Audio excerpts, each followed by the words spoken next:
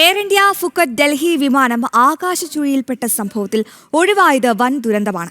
വിമാനത്തിന് 4 സെക്കൻഡ് നേരം പ്രധാന ഫ്ലൈറ്റ് കൺട്രോളുകൾ പൂർണ്ണമായി നഷ്ടപ്പെട്ടുവെന്ന വിവരം.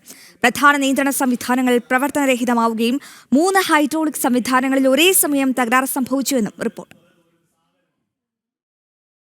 എയർബസിന്റെ ബ്ലാക്ക് ബോക്സ് ഡാറ്റ പരിശോധനയിലെ കണ്ടെത്തൽ വിവരങ്ങളാണ് പുറത്തുവരുന്നത്. പൈലറ്റ് വിമാനം നിയന്ത്രിക്കാൻ ശ്രമിച്ചെങ്കിലും തുടക്കത്തിൽ സൈഡ് സ്റ്റിക്ക് കമാൻഡുകൾ ഫലിച്ചില്ല. 3 ഹൈഡ്രോളിക് സംവിധാനങ്ങളും വീണ്ടെടുത്തതോടെ വിമാനത്തിന്റെ നിയന്ത്രണം തിരിച്ചുകിട്ടി. എയർബസ്, ഫ്രഞ്ച് അപകടാന്വേഷണ ഏജൻസിയായ BEA എന്നിവരുടെ വിദഗ്ധർ വിമാനത്തെ പരിശോധിച്ചു. ഇതിന് പുറമെയാണ് വിമാനത്തിന്റെ ക്യാപ്റ്റൻ കഞ്ചാവ് ഉപയോഗിച്ചെന്നും കണ്ടെത്തിയത്. ഫുക്കറ്റിൽ നിന്ന് ഡൽഹിയിലേക്ക് പറന്ന എയർ ഇന്ത്യ വിമാനത്തിന് ഗുരുതര സാങ്കേതിക തകരാർ ഉണ്ടായതായി എയർബസിന്റെ പ്രാഥമിക പരിശോധന വ്യക്തമാക്കുന്നു.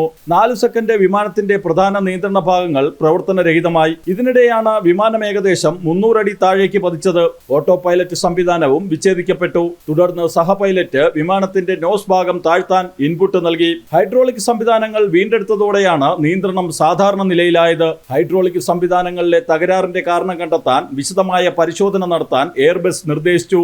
സമ്മർദ്ദ നിയന്ത്രണ സംവിധാനങ്ങളും പരിശോധിക്കണം. വിമാനത്തിന്റെ ഘടനയ്ക്കും വിശദമായ പരിശോധന ആവശ്യമാണ്. കഴിഞ്ഞ മാസത്തെ അറ്റകുറ്റപ്പണി വിവരങ്ങളും പൈലറ്റുമാരുടെ റിപ്പോർട്ടുകളും എയർബസ് ആവശ്യപ്പെട്ടിട്ടുണ്ട്. ഇത് പ്രാഥമിക വിലയിരുത്തൽ മാത്രമാണെന്നും അന്തിമ കാരണം ഇതുവരെ സ്ഥിരീകരിച്ചിട്ടില്ലെന്നും എയർബസ് വ്യക്തമാക്കി. സാങ്കേതിക പ്രശ്നങ്ങൾക്ക് പുറമെയാണ് വിമാനത്തിന്റെ ക്യാപ്റ്റൻ കഞ്ചാവ് ഉപയോഗിച്ചെന്നും കണ്ടെത്തലുണ്ടായത്. വിമാനം താഴേക്ക് പതിക്കുമ്പോൾ സഹ പൈലറ്റാണ് വിമാനം നിയന്ത്രിച്ചതെന്നാണ് വിവരം.